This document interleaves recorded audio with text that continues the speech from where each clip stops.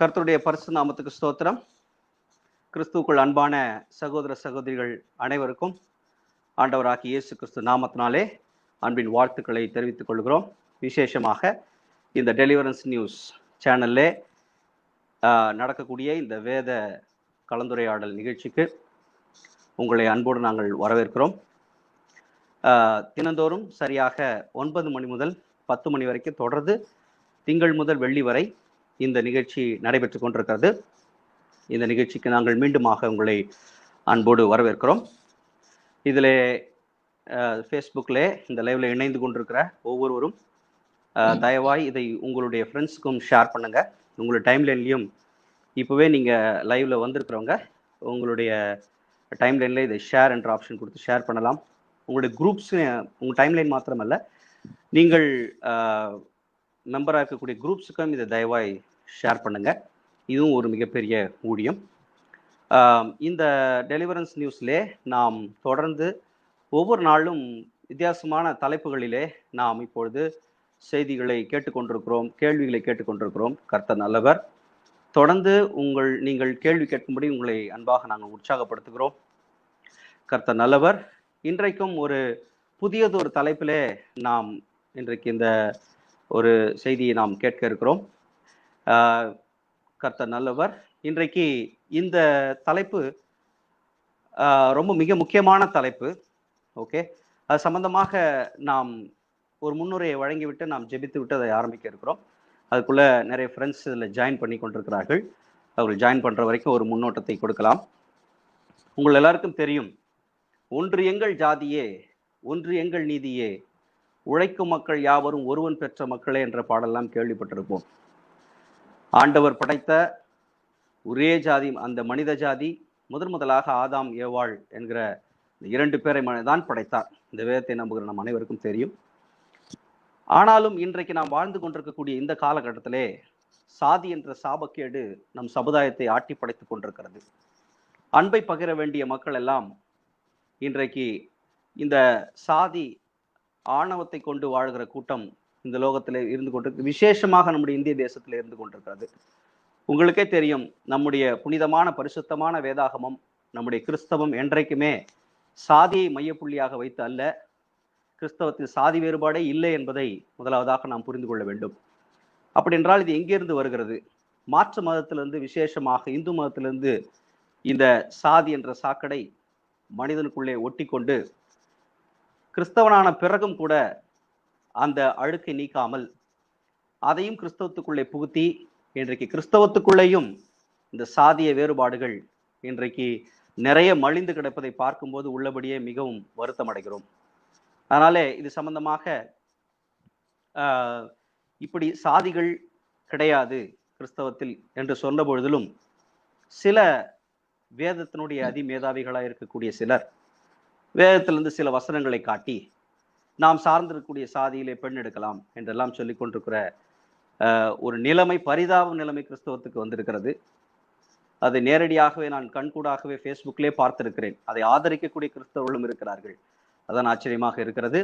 அதனாலே அப்படி என்ன அது வேதத்திலிருந்து எடுத்து சொல்லுகிறார்கள் என்பதை நாம் பார்க்கும்பொழுதுதான் நிறைய காரியங்கள் வருகிறது. உங்களுக்கே தெரியும், இனவெறி, பணவெறி, நிறவெறி, மொழிவெறி, எல்லா வெறிகளுமே நமக்கு இருக்கவே கூடாது. கிறிஸ்தவனுக்கு அன்பின் உயரம், அன்பின் அகலம், அன்பின் ஆழத்துல தான் வாழ வேண்டும். கர்த்தர் நல்லவர். இப்பொழுது நாம் மக்கள் இணைந்து கொண்டிருக்கிறார்கள், அதனால தான் முன்னுரை கொடுத்து கொண்டே இருக்கிறோம். சரி, இப்பொழுது நாம் நேரடியாக அந்த தலைப்புக்கு போக போகிறோம். இன்றைக்கும் நம் மத்தியிலே நம்முடைய போதகர் ரெவரண்ட் டாக்டர் சேவரையா அவர்கள் செய்தியை கொடுக்க இருக்கிறார்கள். செய்திக்கு முன்பதாக நாம் ஜெபிக்க போகிறோம். கர்த்தர் நல்லவர். நாம் முதல்ல வரவேற்று விட்டு ஜெபித்து விட்டு பிறகு நாம் ஆரம்பிக்கலாம். இன்றைய தலைப்பு, ஆபிரகாம் தன் ஜாதியில் தான் பெண் எடுத்தானா என்ற தலைப்பிலே பார்க்க இருக்கிறோம். முதலாவது அரங்கத்திலே வந்திருக்கிறதான நம்முடைய கடைசி கால விடுதலை விடுத்த ஸ்தாபகரும் விசுவாச முழக்க ஆசிரியமான ரெவரண்ட் டாக்டர் சேவரையா அவர்களை நாம் வரவேற்போம். பிரைஸ் அங்கிள். அதே மாதிரி பாஸ்டர் சாம் கலைவாணன் அவர்களும் இணைந்திருக்கிறார். Price allot. ஸோ இப்பொழுது நாம் இந்த கலந்துரையாடல் ஆரம்பத்துக்கு வந்திருக்கிறோம். ஒரு ஆரம்ப ஜெபத்தை ஏறெடுத்து விட்டு தலைப்பு நேராக செல்வோம். பாஸ்டர் சாம் கலைவாணன் அவர்கள் ஜெபித்து ஆரம்பித்து வைப்பார்கள். பரிசுத்தமுள்ள பரமபிதாவே, கொடுக்கப்பட்ட அந்த நல்ல வேலைக்காய் ஸ்தோத்திரம் ஆண்டவரே. இந்த நல்ல வேலையிலே கர்த்தாவே ஒரு நல்ல தலைப்போடு நாங்கள் கர்த்தாவே இந்த நேரலையில இணைந்திருக்கிறோம். நிச்சயமாகவே கர்த்தாவே, ஆபிரகாம் தன் ஜாதியில் தான் பெண் எடுத்தானா என்ற தலைப்பு இன்றைக்கு ஒரு பெரிய வெளிச்சத்தை, ஒரு பெரிய எழுப்புதலை கிறிஸ்தவ வட்டாரத்திலே எழுப்பும் என்று நாங்கள் நம்புகிறோம். கிறிஸ்தவ வட்டாரத்தில் மாத்திரமல்ல, மற்றவர்களும் கர்த்தாவை பார்க்கிறவர்களுக்கு கர்த்தாவே நீர் அறிவு கண்களை திறக்க போறதுக்காய் ஸ்தோத்திரம் ஆண்டவரே. நிச்சயமாய் வேதத்திலே இப்படிப்பட்ட காரியங்கள் எல்லாம் வேதம் ஆதரிக்கிறது இல்லை என்கிற பெரிய சத்தியம் இன்றைக்கு வெளிப்பட போகிறது. எங்களுடைய ஆசிரியர் கர்த்தாவே இன்றைக்கு கேட்கிற கேள்விகளுக்கும் கர்த்தாவே அந்த செய்தி தலைப்பிற்கும் நல்ல பதிலை கர்த்தாவே நல்ல ஒரு கருத்துக்களை எங்களோடு பகிர்ந்து கொள்ள போகிறார். ஆசிரியரை ஆசீர்வதியும் முழுக்க முழுக்க பரிசுத்தாவியான ஒரு ஒத்தாசையோடு கர்த்தாவை காரியங்கள் வெளிப்பட தேவன் வழிநடத்த வேண்டுமாய் செபிக்கிறோம். நிச்சயமா கர்த்தாவை எங்களோடு இணைந்து கொண்டு இந்த நேரலையிலே கர்த்தாவை பங்கு வருகிற அனைவரையும் கர்த்தராகிய இயேசு நாமத்தினால் நாங்கள் வரவேற்கிறோம் ஆண்டவரே. அவர்கள் கர்த்தாவே நீர் கர்த்தாவே நல்ல கேள்விகளை, விசுவாசுக்கு அடுத்தபடியான கேள்விகளை அவர்கள் கேட்க நீர் கர்த்தாவை நீர் உறுதுணையா இருந்து நீர் வழிநடத்த வேண்டுமாய் செபிக்கிறோம்.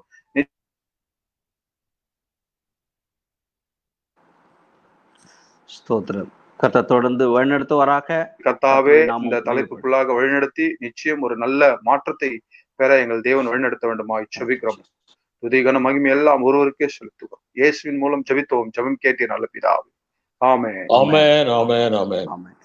Price the Lord. கர்த்தர் நல்லவர். இப்பொழுது செய்திக்கு போகிறோம். அதுக்கு முன்பதாக சின்ன ஒரு குறிப்பு. இப்ப பார்த்து கொண்டிருக்கிற லைவ்ல பார்த்து கொண்டிருக்கிற தயவாய் நீங்கள் ஷேர் பண்ணுங்க. அது மாத்திரமல்ல, உங்களுடைய கேள்விகளை, இது சம்பந்தப்பட்ட கேள்விகளை கேட்கலாம். செய்தியினுடைய முடிவிலே எல்லா கேள்விகளும் சேர்த்து உங்களுக்கு பதில் கொடுக்கப்படும். கர்த்தர் உங்களை ஆசீர்வதிப்பார். இப்பொழுது நேரடியாக செய்திக்கு போகிறோம். நம்முடைய ரெவரண்ட் டாக்டர் சேவரி அவர்கள் செய்தியை கொண்டு வருவார்கள். கர்த்தருடைய பரிசு நாமத்துக்கு ஸ்தோத்திரம். நம் தேவன் நல்லவர்.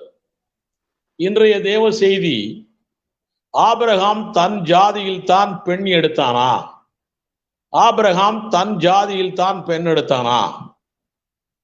நாம் எல்லாருமே விசுவாச மார்க்கத்தார். ஆபிரகாம் இந்த விசுவாச மார்க்கத்தின் தகப்பன் என்று வேதம் சொல்லுகிறது. அவனுக்கு ஒரு மகன் ஈசாக்கு இருந்தான். அவனுக்கு பெண் பார்க்கிறார்கள். அவனுக்கு பெண் பார்க்கும்போது எலியேசரிடம், அவனுடைய வேலைக்காரன் எலியேசரிடம் ஆபிரகாம் ஒரு காரியத்தை சொல்லி போய் பெண் பார்க்க சொல்கிறான். ஆதியாகமம் 24ஆம் அதிகாரம் 3-4 வசனங்களில் இருக்கிறது. நான் வாசிக்கிறேன். நான் குடியிருக்கிற கானானியருடைய குமாரத்திகளில் நீ என் குமாரனுக்கு பெண் கொள்ளாமல் நீ என் தேசத்துக்கும் என் இனத்தாரிடத்திற்கும் போய் என் குமாரனாகிய ஈசாக்குக்கு பெண் கொள்வேன் என்று வானத்துக்கு தேவனும் பூமிக்கு தேவனும் ஆகிய கர்த்தரின் பேரில் எனக்கு ஆணையிட்டு கொடுக்கும்படி. ஆக இங்கே கானானிய தேசத்துக்குள்ளே பெண் எடுக்காமல் என் இனத்துக்கும் என் தேசத்தாரிடத்திற்கும் போய் ஈசாக்குக்கு ஒரு பெண் எடுப்பேன் என்று சத்தியம் பண்ணு என்று ஆபிரகாம் எலியேசரிடம் கேட்கிறான். இதை வைத்துக்கொண்டு ஆபிரகாம் தன் ஜாதியில் தான் பெண் எடுத்தான் என்று பலர் எண்ணி தங்கள் ஜாதியில் தான் பெண் எடுப்பேன் என்கிறார்கள். ஒற்றை காலில் நின்று கொண்டிருக்கிறார்கள். இது ஆவிக்குரிய சபைகளிலே அதிகமாய் இருந்து கொண்டிருக்கிறது. வெளிப்படையாய் ஜாதி இல்லை என்று சொன்னாலும் திருமணம் என்ற ஒன்று வரும் பொழுது அவர்கள் ஜாதியைத்தான் முன்னிறுத்துகிறார்கள். ஜாதியில் அவ்வளவு அக்கறை காட்டுகிறார்கள். அவர்களிடத்திலே நாம் போய் கேட்டால் ஆபிரகாம் தன்னுடைய ஜாதியிலே பெண் எடுக்கவில்லையா என்று இந்த வசனத்தை காட்டுவார்கள்.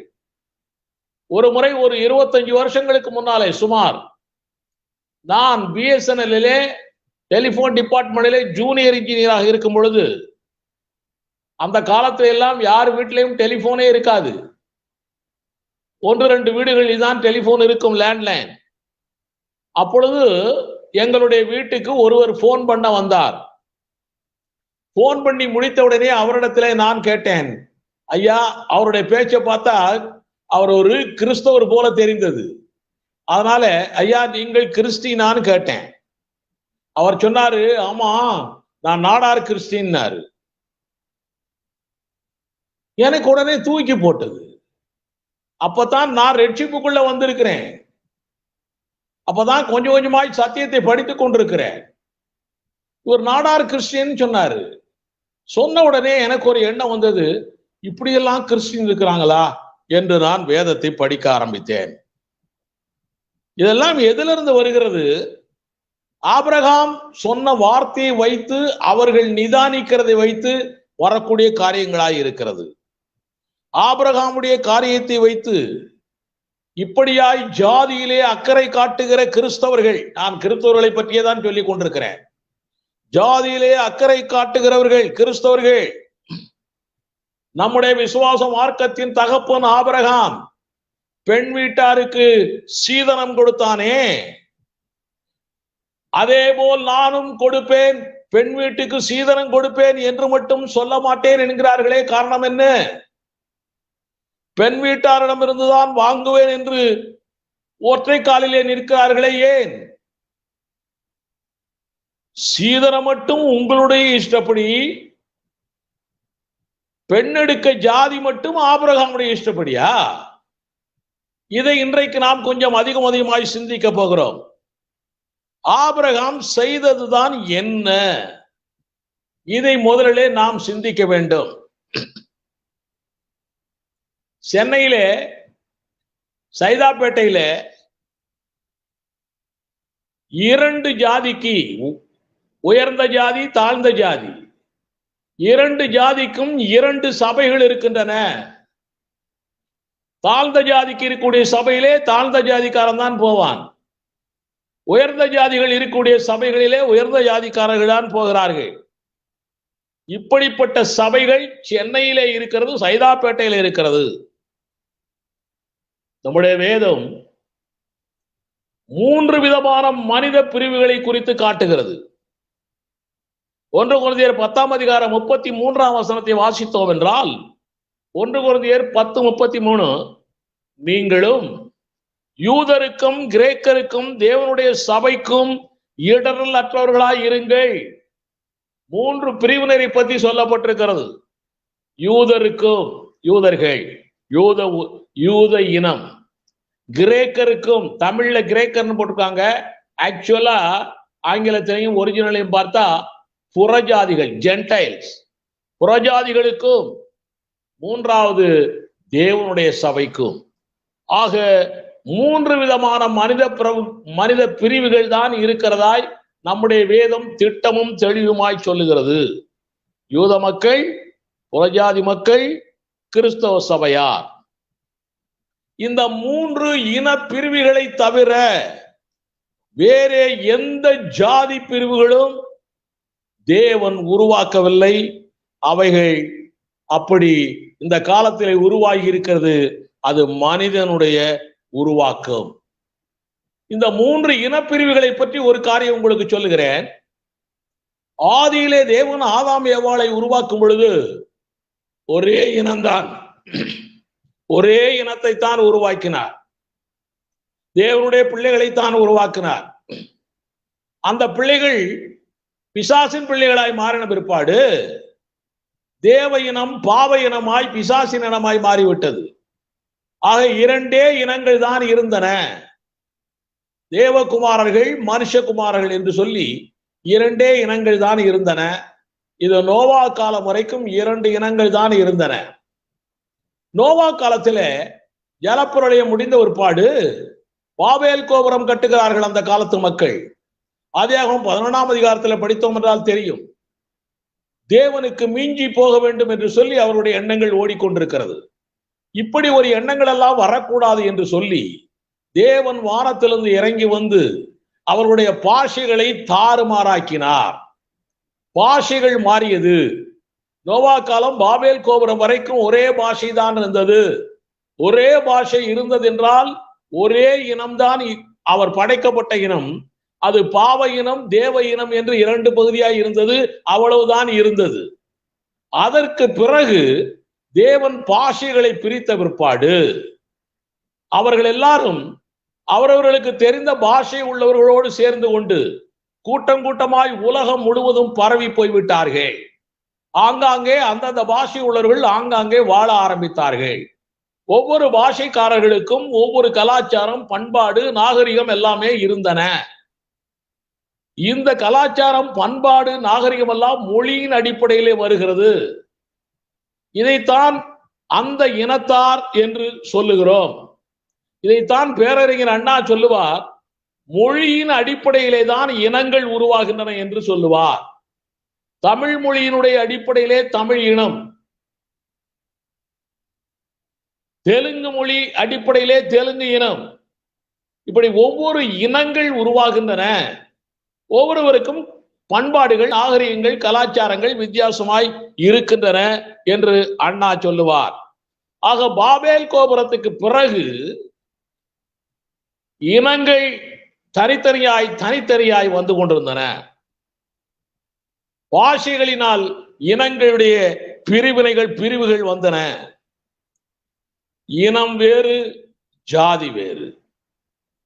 ஜாதி வரவில்லை, ஜாதி பாஷை தாறுமாறானதால் ஜாதி வரவில்லை, பாஷை தாறுமாறானதால் இனங்கள் உருவாகின. இந்த இனங்கள் அப்படியே தொடர்ந்து கொண்டிருக்கிறது. காலம் மாற மாற மாற ஒவ்வொரு நாடுகளிலும் ஜாதி, காஸ்டிசம் என்ற ஒரு காரியம் உருவானது. நம்முடைய இந்தியாவிலே அது அதிகமாய் பரவியது. அதுவும் வெள்ளைக்காரன் காலத்துல அது அதிகமாய் பரவியது. மனுநீதி என்ற ஒரு நூல் இந்துக்கள் வைத்திருந்தார்கள். அந்த இந்து சகோதரர்கள் அந்த நூலை அன்றைக்கு நம்மை ஆளுகிற வெள்ளைக்காரர்களிடத்திலே கொடுத்து அதற்கு ஒரு அப்ரூவல் வாங்கி, அது கிட்டத்தட்ட 15-16ஆம் நூற்றாண்டிலே அந்த நூல் இந்தியாவிலே அப்ரூவல் ஆகி, வெள்ளைக்காரர்களால் அப்ரூவல் ஆகி ஜாதிகள் வந்தன. அந்த நூலிலே 4 விதமான ஜாதிகள் இருக்கின்றன. 1 பிராமணர்கள், 2 சத்திரியர்கள், 3 வைசியர்கள், 4 ஷெட்யூல் காஸ்ட், தாழ்த்தப்பட்டவர்கள். இதல்லாமல் இன்னொரு ஜாதியும் பிற்பாடு உருவாக்கப்பட்டிருக்கிறது. ஆக மொத்தம் 4 ஜாதிகள் மறுநீதி இதிலே போடப்பட்டிருக்கிறது. அந்த ஜாதிகள் தான் வளர்ந்து வளர்ந்து வளர்ந்து இப்பொழுது மிகவும் மனிதனை ஆட்கொண்டு இருக்கிறது. ஆனால் ஆதியாகமம் 11ஆம் அதிகாரத்திலே வந்த இனம் ஜாதி அல்ல. உங்களுக்கு இன்னும் நான் அதிகமாய் சொல்ல போகிறேன். ரட்சிக்கப்பட்ட கிறிஸ்தவர்கள் எல்லாருமே ஒரே ஜாதி. அவன் என்ன பாஷை பேசினாலும் சரி, அவன் எந்த நாட்டை சார்ந்தவனாய் இருந்தாலும் சரி, அவன் எப்படிப்பட்ட கலாச்சாரம் பண்பாடு இருந்தாலும் சரி, ரட்சிக்கப்பட்ட கிறிஸ்தவர்கள் எல்லாரும் ஒரே ஜாதி. இதுதான் பரிசுத்த ஜாதி.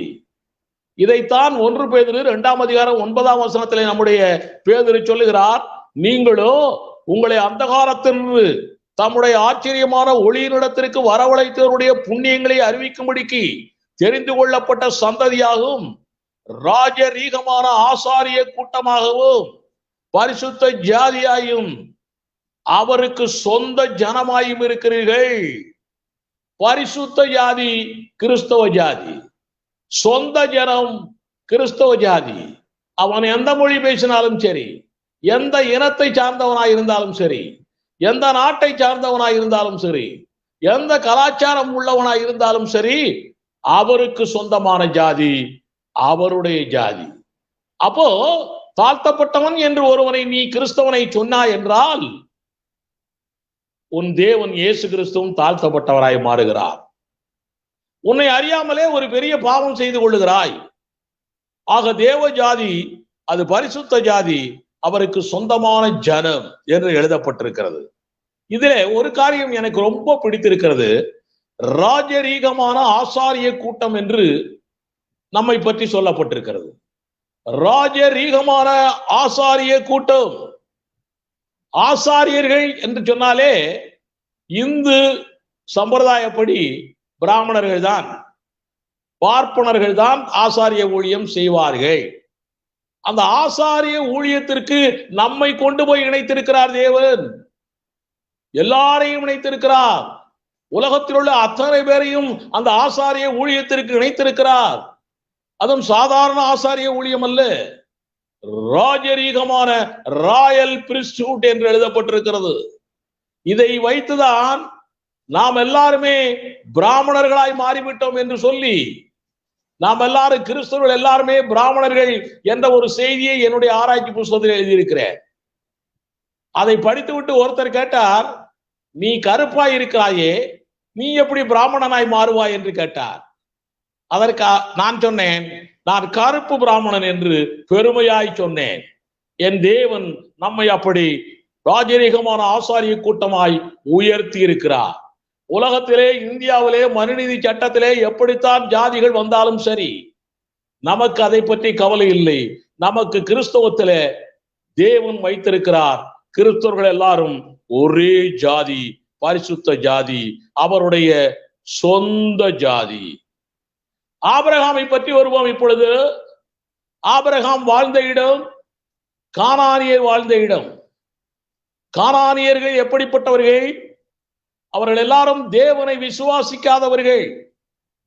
அவர்கள் ராட்சத குடும்பம், அவர்கள் அந்நிய நுகம், பிசாசு ஜாதி, பாவ ஜாதி. அதிலே தேவ ஜாதியிலே இருக்கக்கூடிய, தேவ இனத்திலே இருக்கக்கூடிய ஆபிரகாம் பெண் கொள்ள விரும்பவில்லை. இதுதான் ஒரு முக்கியமான காரியம்.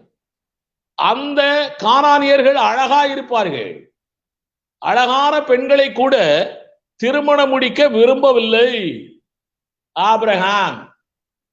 சாலமோன் அப்படி இல்லை. அழகான பெண்கள் எங்கெல்லாம் இருக்கோ, அது எந்த இனமா இருந்தாலும் சரி, அது பாவ ஜாதியா இருந்தாலும் சரி, அது பிசாசின் இனமா இருந்தாலும் சரி, எல்லா இடத்துலையும் போய் பெண்ணு பிடிச்சிட்டு வந்து கடைசியில அவனுடைய நிலை எப்படி ஆயிருக்கிறது என்று நமக்கு தெரியும். தேவன் இதை பற்றி 2 முறை சாலமோனிடம் சொல்லியும் கூட சாலமோன் கேட்காமல் கடைசியில கெட்டே போனான். எபிரேயர் 11 அவனை பற்றி ஒரு வார்த்தை கூட இல்லாமல் போய்விட்டது. நான் நாத்திகனாய் இருந்தபோது, பெரியார் கட்சியில இருந்தபோது பெரியார் சொல்லுவாரு, இப்போ பிராமணர்களை தவிர மற்ற எல்லாரையுமே குறைந்த ஜாதி உடையவர்கள், கீழானவர்கள் என்று சொல்லுகிறார்கள். அதனால நீங்க எல்லாரும் கல்யாணம் முடிச்சீங்கன்னா, ஆண்களாயிருந்தால், நம்ம ஆட்கள் ஆண்களாயிருந்தால் பிராமண ஜாதி பெண்களை திருமணம் முடிக்காதீர்கள் என்று அவர் சொல்லுவார். ஏயான்னு கேட்போம் நாங்க.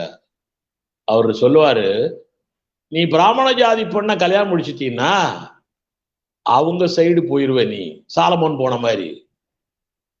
உன்னுடைய சமுதாயம் வளராது, உன்னுடைய சமுதாயம் உயராது.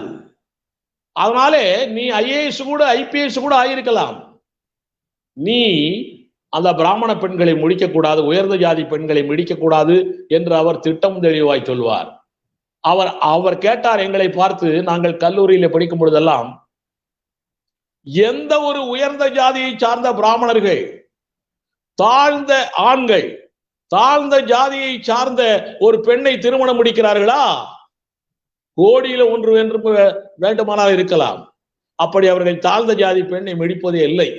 அவர்களுக்கு இருக்கக்கூடிய அந்த அறிவு உங்களுக்கு ஏன் இல்லை? பெரியார் கேட்டார். பெரியார் இப்பொழுதுதான் 20ஆம் நூற்றாண்டிலே கேட்டுக் கொண்டிருக்கிறார். நம்முடைய தேவன் ஆதியிலிருந்தே, ஏதேன் தோட்டத்திலிருந்தே இந்த காரியத்தை வலியுறுத்தி கொண்டிருக்கிறார்.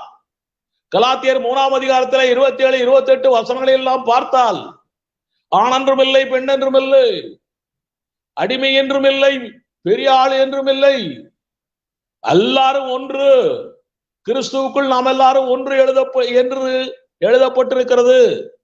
அதனால ஆபிரகாம் அந்த ராட்சத குடும்பத்தில, அந்த கானானிய குடும்பத்தில, தேவனை விசுவாசிக்காத அந்த குடும்பத்தில பெண் எடுக்க விரும்பாமல் தேவ சித்தப்படியே அவன் இனத்தாரிடம் அனுப்பினான். இதை வைத்து நிறைய பேர் சொல்லுகிற காரியம், அவன் இனத்தாரிடம் அனுப்பி இருக்கிறானே, இந்த இனத்தாருக்கிட்ட போனானே, அப்ப ஜாதியை பார்த்தானே போயிருக்கிறான். இது ஒரு கேள்வி எல்லாருக்கும். நான் கேட்கிற கேள்வி, அவனுடைய இனத்தாரிடத்திற்கு அனுப்பினானே, அந்த இனம் அந்நிய நுகமா? அந்த இனம் நம்முடைய கர்த்தரை விசுவாசிக்காத இனமா? தேவனுடைய இனம் இல்லாமல் பிசாசின் இனமாய் இருந்ததா? இதை பற்றி தான் நான் உங்களுக்கு விளக்கமாய் இன்றைய தினத்தில் சொல்ல போகிறேன். எலியேசரை அனுப்பினான் ஆபிரகாம். எலியேசர் ஜெபித்துக் கொண்டே போகிறார். ஆதியாகமம் 24ஆம் அதிகாரம் 12ஆம் வசனத்தை வாசித்தீர்கள் என்றால், கர்த்தர் அவருடைய காரியத்தை சித்திக்க பண்ண வேண்டும் என்று ஜெபித்துக் கொண்டு போகிறான். ஆக கர்த்தரால் இந்த காரியம் நடக்க வேண்டும் என்று அவன் ஜெபித்துக் கொண்டு போகிறான். அவன் ஜெபித்த உடனேயே தேவன் காட்டியது ரெபேக்காளை. யார் அவள்? ரெபேக்காள் யார்? அவங்களுடைய சரித்திரம் எல்லாம் தெரிஞ்சாதான் இது ஜாதிக்காக அனுப்பினானா அல்லது தேவ இனத்துக்காக அனுப்பினானா என்ற காரியமெல்லாம் நமக்கு புரியும். ரெபேக்காள் யார்? அவள் தோராகு என்று ஒருவன் இருந்தான். இந்த தோராகு என்பவன் நாகோருடைய மகன். நாகோருடைய மகன் தோராகு. தோராகுக்கு 3 மகன்கள் பிறந்தார்கள்: ஆபிரகாம், நாகோர், ஆரோன். ஆக தோராகுடைய மகனுக்கு பேரே தான் அப்பா பேரை கூட ஒருத்தனுக்கு வச்சிருக்கிறாரு, தோராகு. ஆக நாகோர் என்ற ஒரு பெரியவர் இருந்தார், பிதா இருந்தார், பாட்டனா இருந்தார், தாத்தா இருந்தார். அவருக்கு ஒரு மகன் தோராகு. தோராகுக்கு பிறந்தவர்கள் 3 பிள்ளைகள்: ஆபிரகாம், நாகோர், ஆரோன். இது ஆதியாகமம் 11ஆம் அதிகாரம் 26ஆம் வசனத்தை படித்தீர்கள் என்றால் தெரியும்.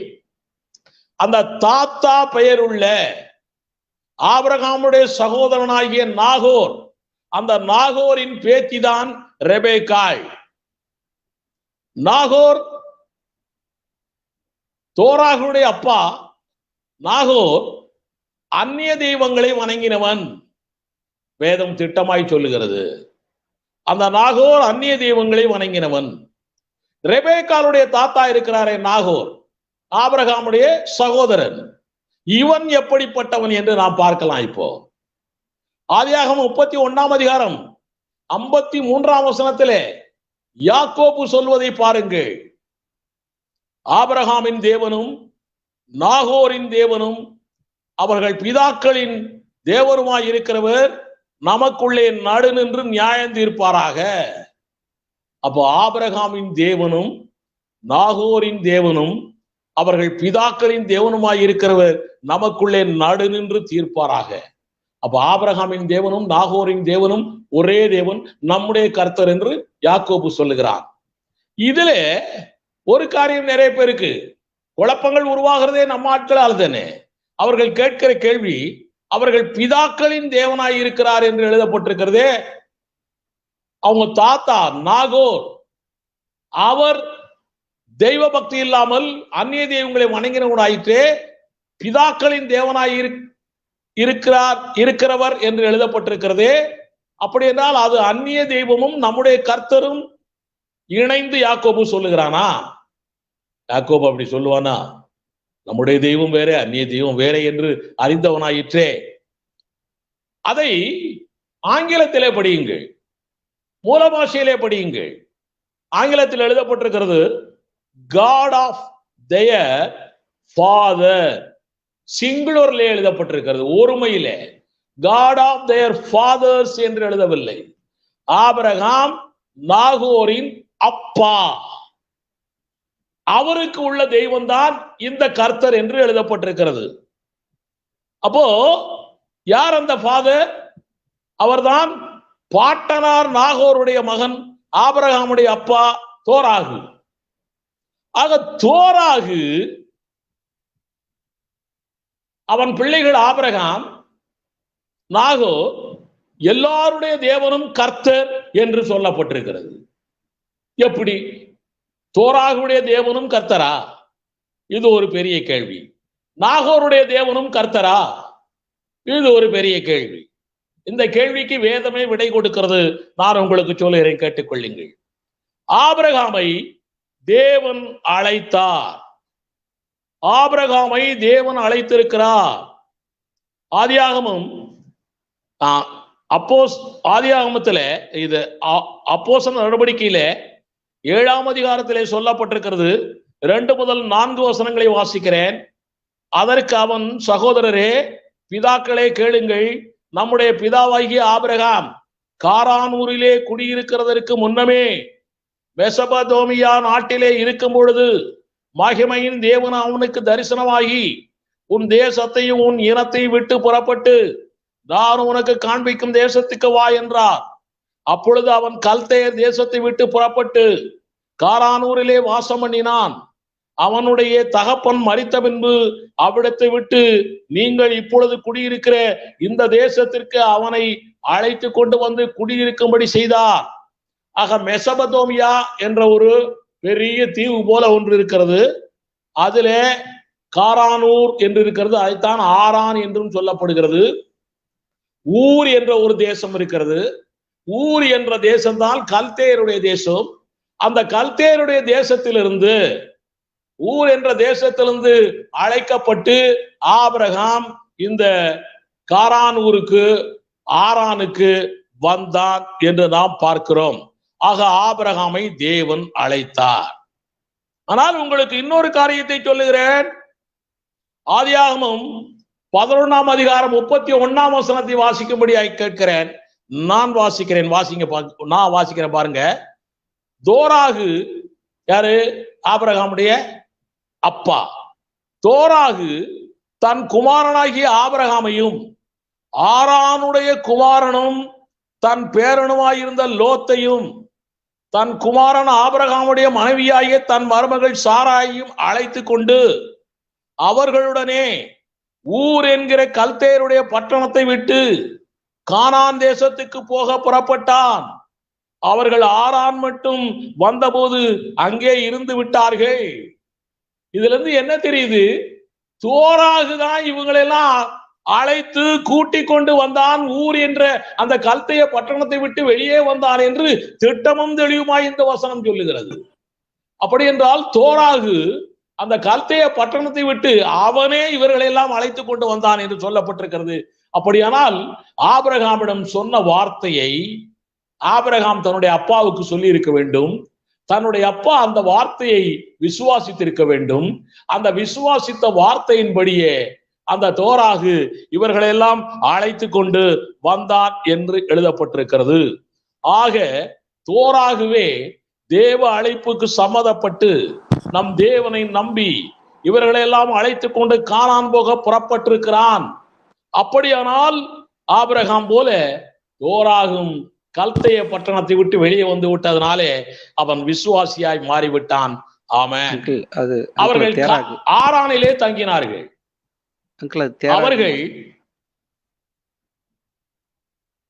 அவர்கள் ஆரான் காரானூர் ஊரிலே வந்து தங்கினார்கள்.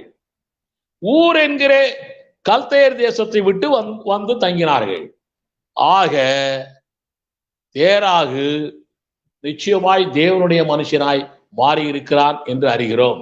அதனாலதான் காட் ஆஃப் தேர் ஃபாதர் என்று யாக்கோபு சொல்லுகிறான். ரைட். இப்ப நாகோரை பற்றி பார்க்கலாம். நாகோருடைய பேத்தி தானே ரெபேக்காள். அப்ப நாகோரை பார்க்க போறோம். இப்போ எலியேசர் எங்கே போனான்? ஆதியாகமம் 24:10 வாசிக்கிறேன். அவன் எழுந்து புறப்பட்டு போய் மெசபதோமியா பூமியிலே நாகோருடைய ஊரில் சேர்ந்து, அப்போ அந்த ஐலாண்ட்ல இருக்கக்கூடிய நாகோர் இருக்கக்கூடிய அந்த இடத்துல போய் இவன் சேர்ந்தான் என்று எழுதப்பட்டிருக்கிறது. அப்படி என்றால் நாகோருடைய குடும்பமும் கல்தேயர் தேசத்தை விட்டு வெளியேறி விட்டது. அந்த புறஜாதி தெய்வத்தை விட்டு வெளியேறி விட்டது என்று அறிகிறோம். அவர்கள் தங்கி வாழ்ந்த இடம் எந்த இடம் தெரியுமா? அவர்கள் வாழ்ந்த இடம் அதே ஆரான் இடம்தான் என்பதை ஆதியாகமம் 28ஆம் அதிகாரம் 10ஆம் வசனத்திலே வாசிக்கிறேன். யாக்கோபு பெயர்சபாவை விட்டு புறப்பட்டு ஆரோனுக்கு போக பிரயாணம் பண்ணி, அப்போ ஆரோன்ல போய் தான் யாக்கோபு மாமா வீட்டுக்கு போறாரு. அப்படி என்றால் இவர்கள் எல்லாருமே புறஜாதி தேசத்தை விட்டு, அந்த கல்தேய தேசத்தை விட்டு அவர்கள் எல்லாருமே வந்து விட்டார்கள், இவர்கள் எல்லாருமே தேவ இனமாய் மாறி இருக்கிறார்கள் என்று திட்டமும் தெளிவாய் வசனத்தின் மூலமாய் அறிந்து கொள்கிறோம். ஆக இந்த குடும்பம் முழுவதும் கர்த்தரை தெய்வமாய் கொண்ட குடும்பம் என்று அறிகிறோம். ஊர் தேசத்தை விட்டு வெளிவந்த ஆபிரகாமுக்கு தன் குடும்பத்தாரும் கல்தேய தேசத்தை விட்டு வந்து விட்டார்கள் என்று ஆபிரகாமுக்கு எப்படி தெரியும்? ஏதோ ஒரு கேள்வி. நாகோரும் அதை விட்டு வந்துட்டாரு, அதனால அந்த ரெபேக்காளை முடிக்கலாம் இப்படிங்கிற விஷயம் எல்லாம் ஆபிரகாமுக்கு எப்படி தெரியும்? அவர்கள் தேவ ஜனமாய் மாறிவிட்டார்கள், தேவ இனமாய் மாறிவிட்டார்கள் என்று ஆபிரகாமுக்கு எப்படி தெரியும்? இப்படியும் ஒரு கேள்வி. ஈசாக்கை பலியிட கொண்டு போனார் ஆபிரகாம். ஆதியாகமம் 22ஆம் அதிகாரத்துல பலியிட கொண்டு போயிட்டு அங்கிருந்து ஈசாக்கை உயிரோடவே திரும்பி கொண்டு வந்த பிற்பாடு உடனேயே ஆண்டவர் ஈசாக்குக்கு பெண் பார்க்கிறார். உடனேயே ஈசாக்குக்கு ஆண்டவர் ஏற்பாடு பண்ணுகிறார். பாருங்க, தேவன் ஆபிரகாமுக்கு தெரியப்படுத்துகிறார், பொண்ணு இருக்குதுப்பா அப்படிங்கிற விஷயத்தை வாசிக்கிறேன்.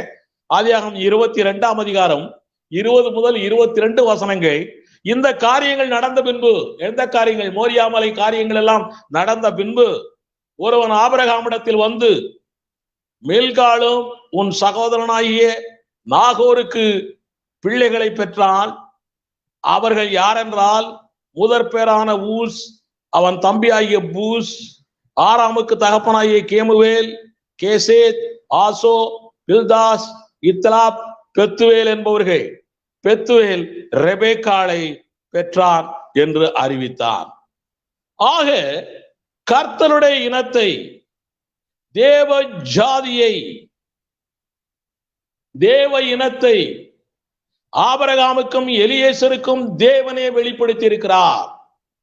அவருடைய சித்தப்படியே அந்த ரெபேக்காள் என்ற தேவ இனத்து பெண்ணை கிடைக்க செய்தார்.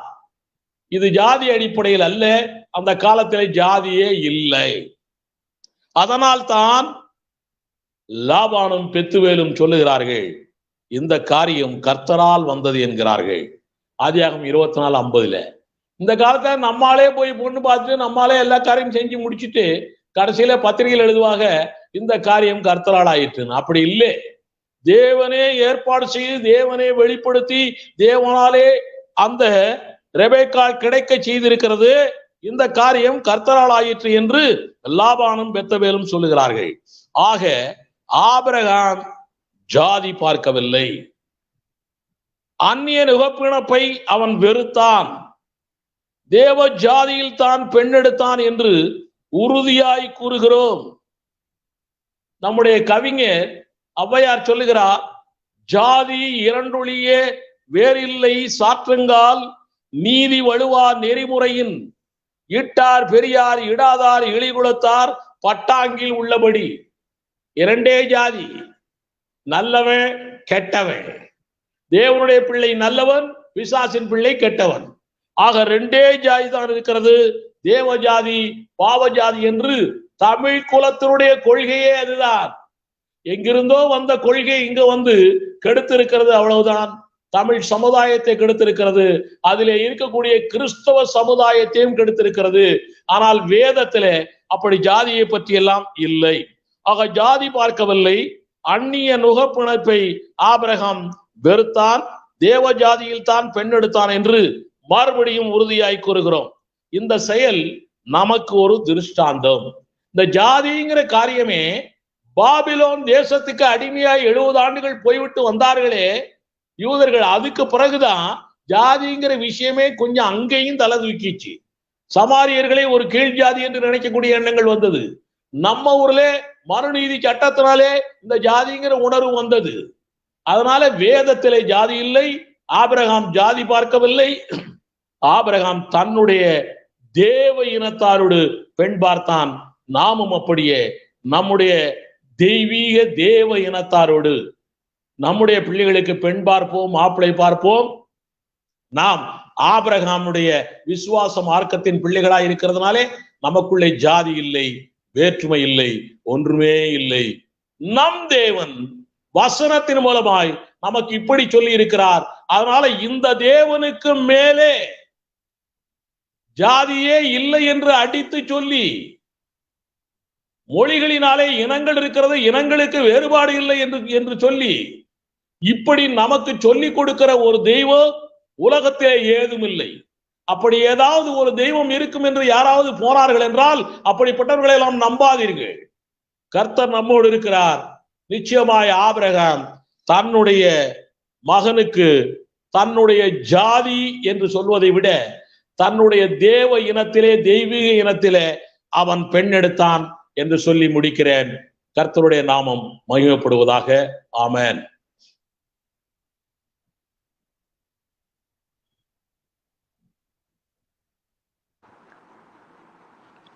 Price the Lord. நன்றி ஐயா. மிகவும் அருமையாக விளக்கங்கள் இருந்தது.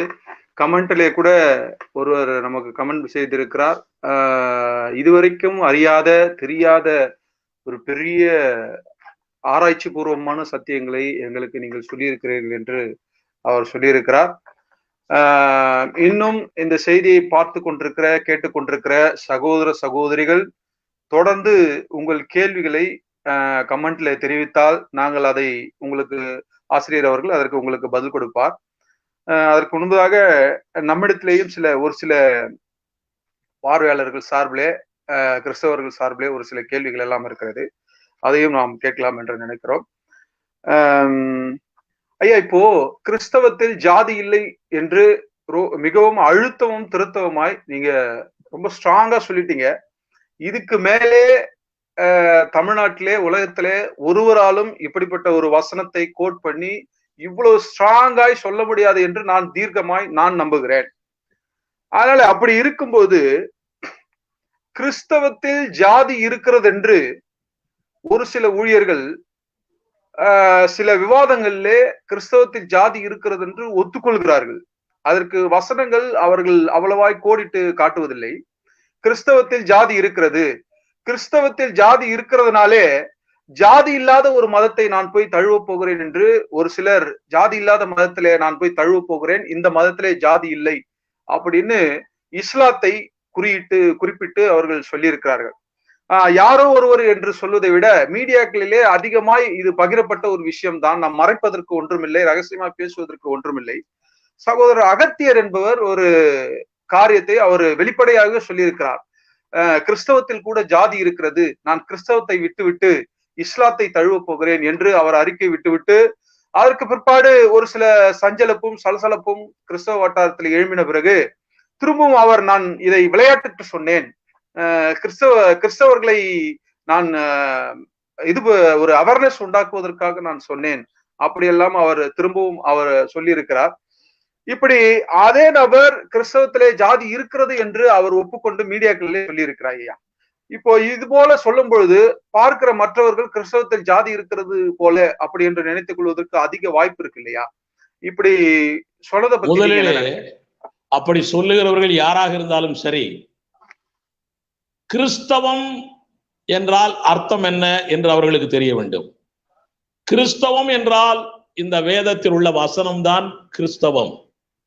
இந்த வேத வசனம்தான் கிறிஸ்தவம். கிறிஸ்தவம் வேறு, கிறிஸ்தவர்கள் என்பது வேறு. இந்த கிறிஸ்தவத்திலே ஜாதி இல்லை, ஜாதி வித்தியாசங்கள் இல்லை. ஆனால் இந்த கிறிஸ்தவத்தை நாங்கள் பின்பற்றுகிறோம் என்று சொல்லுகிறார்களே, அந்த கிறிஸ்தவர்களுக்குள்ளே ஜாதிகள் இருக்கின்றன. இப்படி சொன்னால் சந்தோஷம்தான்.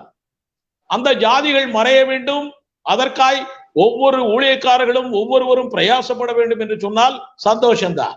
மற்றபடி கிறிஸ்தவத்திலே ஜாதி இருக்கிறது என்று சொன்னால் நம் தேவனே ஜாதியை சொல்லிக் கொடுத்திருக்கிறார் என்ற அர்த்தம், நம் தேவனே ஜாதியை வளர்க்கிறார் என்ற அர்த்தம்.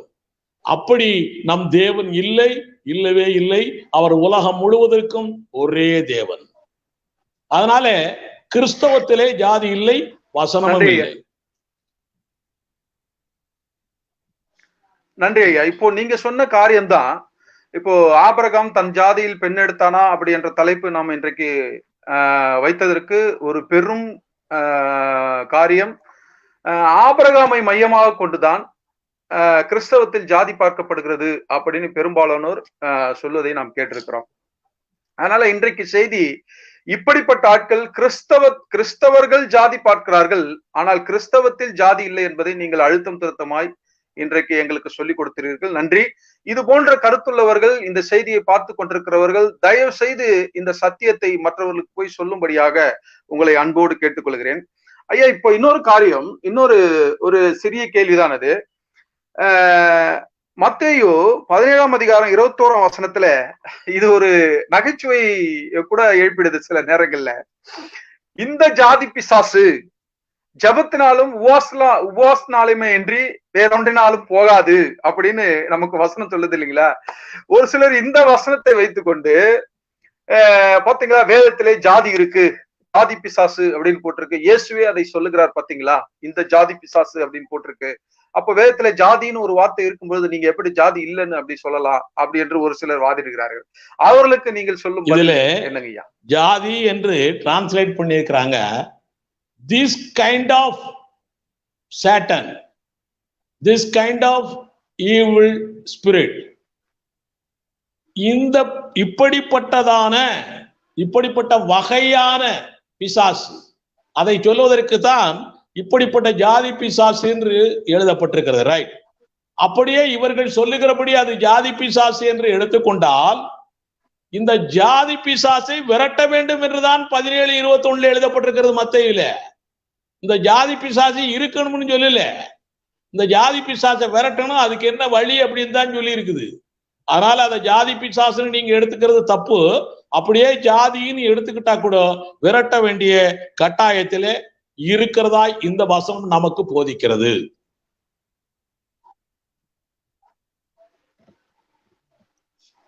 நன்றி ஐயா, நன்றி. மற்ற பார்வையாளர்கள், நேயர்கள் கேள்விகளை கேட்கலாம். நீங்கள் கேட்காத பட்சத்திலே நாங்கள் கேள்விகளை கேட்டுக்கொண்டிருக்கிறோம். ஏற்கனவே கேள்வி ஐயா, இன்னொரு கேள்வி, நிறைய கேள்வி ஆரம்பிச்சிருச்சா? அப்போ நேயர்களுடைய கேள்வி போயிடலாம். ஓகே, சோ கேள்விக்கு போயிடலாம். ஓகே, பாஸ்டர் பீட்டர்ராஜ் ஆரணி அவர்கள் கேள்வி கேட்டிருக்கிறார். ஐயா, ஜாதி பார்ப்பவன் பரலோகம் வருவானா என்று ஒரு நேரடியாக ஒரே நல்ல கேள்வி, வெல்கம் கேட்டிருக்கிறார். உங்க பதில் அங்கிள்? நீட் தேர்வு மாதிரி ஒரே பதில் தான் சொல்ல போறேன். பரலோகம் வரமாட்டான்.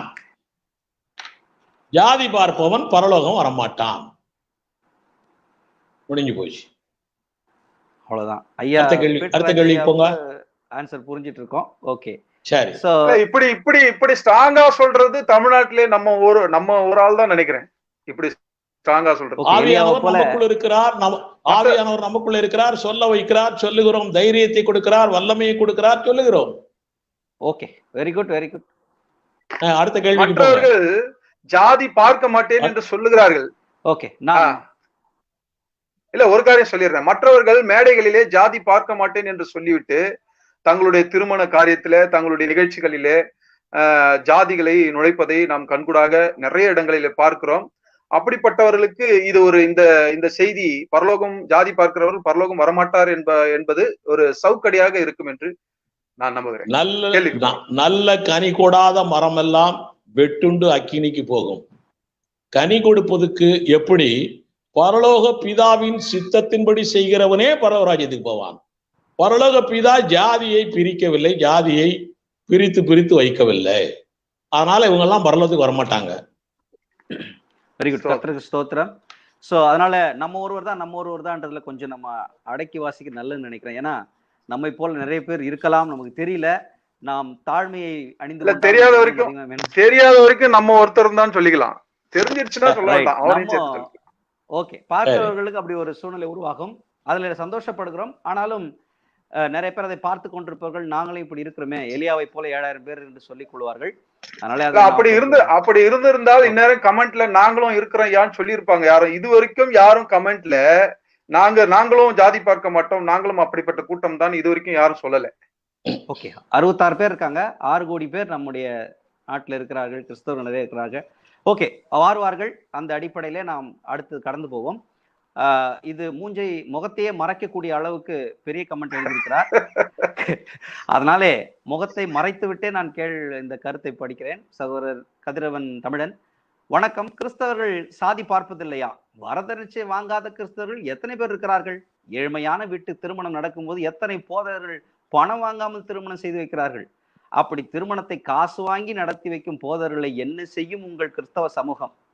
இங்கு பல கிறிஸ்தவ ஆலயங்கள் சாதி அடிப்படையில் தான் இயங்கிக் கொண்டிருக்கிறது. சில கிறிஸ்தவ ஆலயங்கள் இதற்கு விதிவிலக்கு என்று கேள்வியாய் கேட்காமல் தன்னுடைய ஆதங்கத்தை நம்முடைய லைவ்ல வந்து கொட்டியிருக்கிறார். அதனாலே மிக்க சந்தோஷம். ஓகே, கர்த்தருக்கு ஸ்தோத்திரம். உங்களுடைய கருத்துக்கு நன்றி. அடுத்ததாக அடுத்த கேள்விக்கு போவோம். இது அவர் ஏற்கனவே நாம பார்க்க கூடாதுன்னு சொல்லியாச்சு, அதுதான் கேள்வி. அடுத்தது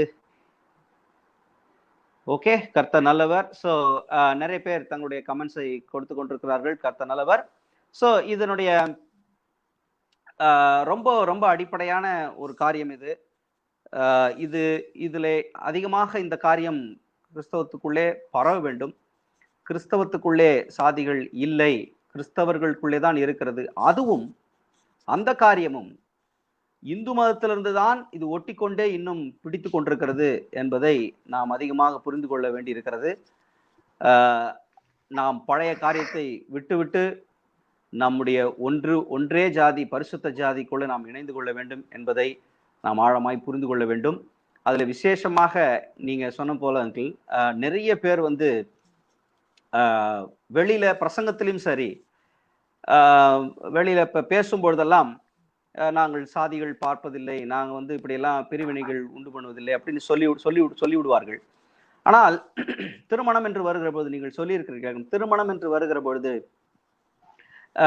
அந்த பெண் பார்க்கும் பொழுதும் மாப்பிள்ளை பார்க்கும் பொழுதும் இவர் என்ன வகுப்பை சார்ந்தவர், இவர் என்ன சாதியை சார்ந்தவர் என்று கேட்டுத்தான் அங்கே திருமணங்கள் நிச்சயிக்கப்படுவதை பெரும்பாலான 90% அப்படித்தான் இந்த லோகத்திலே நடந்து கொண்டிருக்கிறது. ஆனாலும் அதனால இப்படிப்பட்ட காரியங்கள் ஒழிய வேண்டும், அழிய வேண்டும். இது உண்மையான கிறிஸ்தவத்தை, வேதத்தை நம்புகிறவர்களால் தான் முடியும் என்பது நமக்கு இன்றைக்கு திட்டவட்டமாக நாம் அறிந்து கொண்டோம். கர்த்தர் நல்லவர். தொடர்ந்து பாஸ்டர் சாம் கலைவாணன் தன்னுடைய கருத்துக்களை அல்லது கேள்விகளை பகிர்ந்து கொள்வார். இன்னும் ஒரு முக்கியமான காரியம், இப்போ இயேசு இந்த பூமிக்கு ரட்சிப்பை அருள வந்தார், ரத்தம் சிந்த வந்தார். ஏற்கனவே நம்ம 2 நாளுக்கு முன்னால கூட ரத்தம் சிந்தித்தான் பாவம் மன்னிப்பா அப்படி என்ற காரியத்திலே நாம் அதிகமாய் நாம் பார்த்து விட்டோம். இப்போ இயேசு முக்கியமான ஒரு பகுதியாக அவர் கையில் எடுத்துக்கொண்டு வந்தது ஜாதி ஒழிப்பு என்ற காரியத்தை அவர் கையில் எடுத்துக்கொண்டு வந்தாரா? இது பெரிய கேள்வி. இது என்னை பொறுத்தவரை, வேதத்தை நான் படித்தவரை, அவர் இந்த பூமிக்கு வந்தது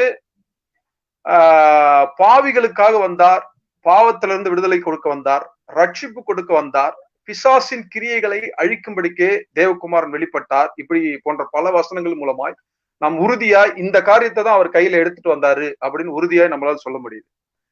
ஒரு சிலர் ஜாதியை ஒழிக்க இயேசு வந்தார் அப்படி என்பது போலெல்லாம் அவர்கள் சொல்லுகிறார்கள். மேடைகள்ல நான் பார்க்கிறேன், மீடியாக்கள்ல பார்க்கிறேன்.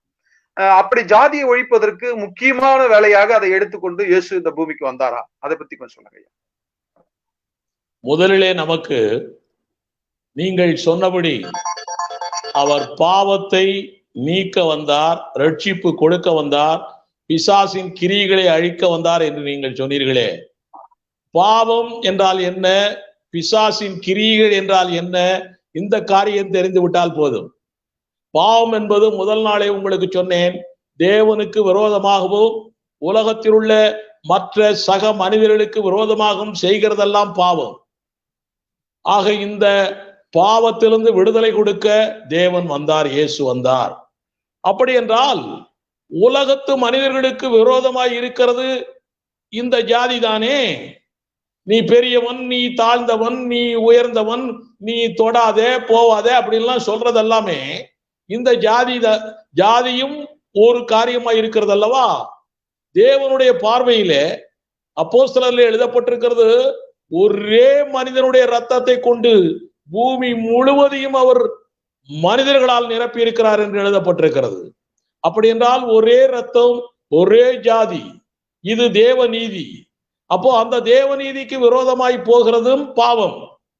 ஆக ஜாதியை உலகத்திலே பரப்பி அல்லது ஜாதியை கை கொண்டிருக்கிறவர்கள் எல்லாம் பாவிகள். அந்த பாவத்தை எல்லாம், எல்லா பாவத்தையும், அந்த பாவத்தை எல்லாம் ஒழிப்பதற்கு, அந்த பாவத்திலிருந்து விடுதலை கொடுப்பதற்கு நம்முடைய ஆண்டவராய் இயேசு கிறிஸ்து வந்தார். பிசாசின் கிரியைகளை ஒழிப்பதற்காக இயேசு கிறிஸ்து வந்தார் என்று சொல்லுகிறோம். இந்த ஜாதி என்ற ஒரு உணர்வு, இந்த ஜாதி என்ற ஒரு தத்துவம் வந்ததே பிசாசினால் தான். நமக்குள்ளே ஒரு ஒற்றுமையை கொடுக்க கூடாது, நமக்குள்ளே வித்தியாசத்தை உருவாக்க வேண்டும் என்ற ஒரு கருத்தை பிசாசானவன் தான் விதைத்திருக்கிறான். ஆனாலே பிசாசின் கிரியை இந்த ஜாதி. ஆக பிசாசின் கிரியை இந்த ஜாதி. அப்படி பார்த்தால் வேதத்திலே என்னென்னவெல்லாம் ஜாதி இருக்கு. இப்ப ஹவாலா மோசடி இருக்குது. ஹவாலா மோசடியை ஒழிப்பதற்கு இயேசு வந்தாரான்னு கேட்பீங்க கேள்வி. டாஸ்மாக் கடையை ஒழிக்கிறதுக்கு இயேசு வந்தாரான்னு கேட்பீங்க கேள்வி. நீட் தேர்வை ஒழிப்பதற்கு இயேசு வந்தாரான்னு கேட்பீங்க கேள்வி. எதெல்லாம் பாவத்துக்குள்ளே இருக்கின்றனவோ, பாவம் என்று சொல்லப்படுகிறதோ, அந்த பாவங்களை எல்லாவற்றையுமே ஒழிப்பதற்கு நம்முடைய ஆண்டவராய் இயேசு கிறிஸ்து வந்தார். அதிலே இந்த ஜாதி பார்ப்பதும் ஒரு மகா பெரிய பாவமாய் இருக்கிறது. இதையும் ஒழிக்க இயேசு வந்தார். ஆமென். நன்றி ஐயா, நன்றி. இப்போ இயேசு எதற்காக வந்தார் அப்படின்னு தெளிவா நீங்க சொல்லிட்டீங்க. ஆல்ரெடி நம்ம அதை பத்தி பார்த்துட்டோம். கிறிஸ்தவர்களுக்கு தலையாய கடமை, தலையாய வேலை தேவன் கொடுத்திருப்பது ஊழியத்தை பிரசாரப்படுத்த வேண்டும், ஊழியத்தை கொண்டு போய் சுவிசேஷத்தை கொண்டு போய் உலகம் முழுவதும் சேர்க்க வேண்டும். இதுதான் இயேசு நம் தலைமையில் சுமத்தப்பட்ட இயேசுவின் கடமை, நாம் செய்ய வேண்டியது.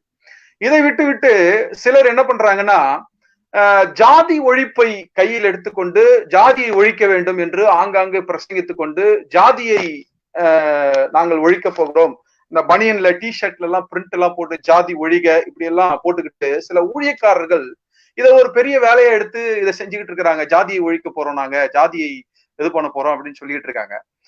ஊழியத்தை செய்வதை விட்டுவிட்டு, சுவிசேஷத்தை பரப்புவதை விட்டுவிட்டு இந்த மாதிரியான வேலைகளை கிறிஸ்தவர்கள், பெரிய பெரிய ஊழியர்கள் ஈடுபடுவது அது சரியா? நான் 2வது நாளே சொன்னேன், ரட்சிப்பின் சுவிசேஷம் முடிந்த பிறகு ரட்சிப்பின் சுவிசேஷத்தினாலே ரட்சிக்கப்பட்டவர்கள் எல்லாம் சபைக்குள்ளே வந்து விடுகிறார்கள். சபைக்குள்ளே மகிமையின் சுவிசேஷம் சொல்ல வேண்டும் என்று நான் சொன்னேன். 5 விதமான ஊழியக்காரர்களை வைத்திருக்கிறதே மகிமையின் சுவிசேஷம் சொல்வதற்காகத்தான். அந்த மகிமையின் சுவிசேஷத்திலே ஒன்றாய் இந்த ஜாதி ஒழிப்பையும் அவர்கள் சபைக்குள்ளே சொல்லலாம். அவ்வளவுதான். சபைக்குள்ளே அவர்கள் ஜாதி ஒழிப்பை பற்றி சொல்லி சபையில் உள்ள விசுவாசிகளுக்கு ஜாதி ஒழிப்பை பற்றிய ஒரு நல்ல ஒரு போதனையை சொல்லி ஒரு மாற்றத்தை உருவாக்கலாம் ஒழிய, அவங்க வெளியில போய் வீதியில போய் பனியன் போட்டுக்கிட்டு இப்படியெல்லாம் இருக்கிறது, அது பெரியார் செய்வாரு, அண்ணா செஞ்சாரு, மிச்ச ஆட்கள்லாம் செய்வாங்க. அது உலகத்துக்காரன் செஞ்சுட்டு போறான். முதல்ல ஊழியக்காரனாய் வந்த நீ, அப்போஸ்தலன், தீர்க்கதரிசி, சுவிசேஷகன், மேய்ப்பர், போதகர், இந்த லெவல்ல வந்தாலு நீ சர்ச்சுக்குள்ளே மகிமையின் சுவிசேஷத்தை சொல்லு. அதுல ஒரு பாற்று ஜாதி ஒழிப்பை பற்றியும் சொல்லு. அவ்வளவுதான். ஆக சபைக்குள்ளே இதை சொல்லலாம். நம்முடைய விசுவாசிகளுடைய நலனுக்காக, விசுவாசிகள் மத்தியிலே அப்படிப்பட்ட பிரிவினைகள் உருவாகக்கூடாது என்பதற்காக சபைக்குள்ளே இப்படி சொல்லலாம். மற்றபடி வெளியிலே இப்படி சொல்லி திரிவது தவறு என்று நீங்கள் வேதத்தின்படி சுட்டி காட்டுகிறீர்கள். நன்றி ஐயா.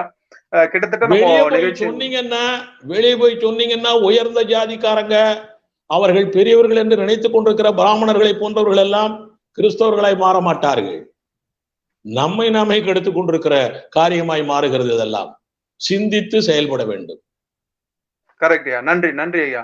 இவ்வளவு நேரம் பொறுமையோடும் அன்போடும் எங்களுக்கு உங்களுடைய பதில்களை நீங்கள் கொடுத்தீர்கள் ஐயா. இவ்வளவு தெளிவாக, இவ்வளவு அருமையாக உங்களுடைய பதில் எங்களுக்கு கிடைத்திருக்கும் என்று நாங்கள் கிஞ்சித்தும் இன்றைக்கு நம்பவில்லை. அதனால நாம் எதிர்பார்த்ததற்கு அதிகமாகவே உங்களுடைய பதில்கள் இன்றைக்கு கிடைத்தது. நல்ல தெளிவு இன்றைக்கு கிடைத்தது என்றே சொல்லலாம். இப்ப ஏற்கனவே உங்களுடைய சத்தியங்கள் எல்லாம் நான் கேட்டிருக்கிறேன். ஆனாலும் இன்றைக்கு இன்னும் கொஞ்சம் அதிகமாய், ஒவ்வொரு நாளும் இன்னும் கொஞ்சம் அதிகமாய் நம்மளால் கற்றுக்கொள்ள முடிகிறது.